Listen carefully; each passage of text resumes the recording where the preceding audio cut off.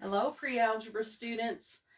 Today I want to go over lesson 6.5 with you on simplifying algebraic expressions. Okay, I've got my first example on the board, and when we're simplifying, we want to combine like terms. Okay, and if you notice 1/6 x and 2/3 x, they're like terms because they both have that x with each one of them. So here's how we can write that. 1/6 plus 2/3 and then the x. Okay. All right. Now remember, when we add fractions, we have to have the same denominator. So I've got 1/6 plus 2/3, and our least common denominator would be our 6. So that one will stay the same. This one we got to change to a denominator of 6. So we know 3 times 2 is 6. And 2 times 2 is 4. So now we have 1/6 plus 4/6 x. So now we can add what's in parentheses, which would give us 5/6 and then our x. So there's your answer. That's just simplifying an algebraic expression. Okay? All right, let's do another one. Okay. This time we're going to do one with decimals. Okay, we have 7.2y plus 5.29y.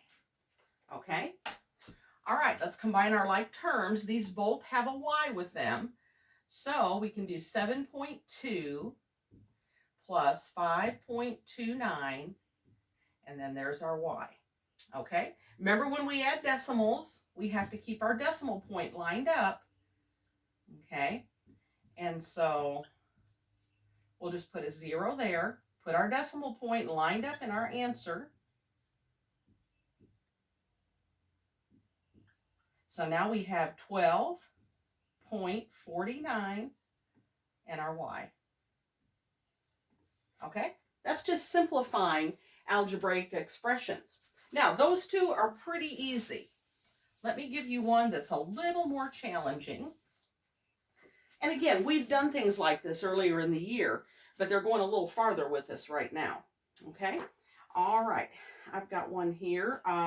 We're going to look at this one. 4.28y minus 5.08x plus 19.61y.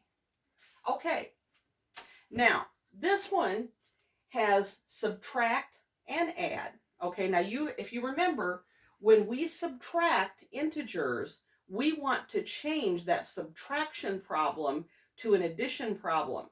So I think if you have any subtraction in an equation, if you will change that subtraction to an addition problem, I think it'll make these a little easier for you. So that's what we're going to do. Okay, we're going to take our 4.28y. We're going to change it to addition. So if we change it to addition, it means we have to do the opposite of 5.08x, which would be a negative. Okay, 5.08x. Okay, and then again, we're going to add our 19.61y. It's important to write the whole equation over again, not just the part you're changing, because if you don't write it over again, you may get confused. Okay, now we can combine our like terms. So let's look at this. Here we got 4.28, we have a y, and here we have a y at the end of that decimal. So we can do our 4.28 plus 19.61, and then there's our y, and now we're adding our negative 5.08x. Okay, so now let's add our decimals. Let me write that over here. 4.28 plus 19.61. Again, keep your decimal point lined up when you're adding decimals. Okay, all right, so let's add.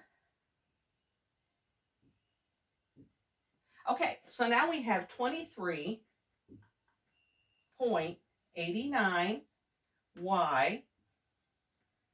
And let's see, we've got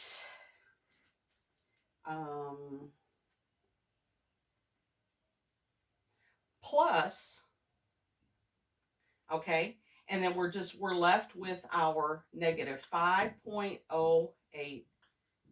There's nothing to combine that one with, okay, because that's the only one that has the x, okay.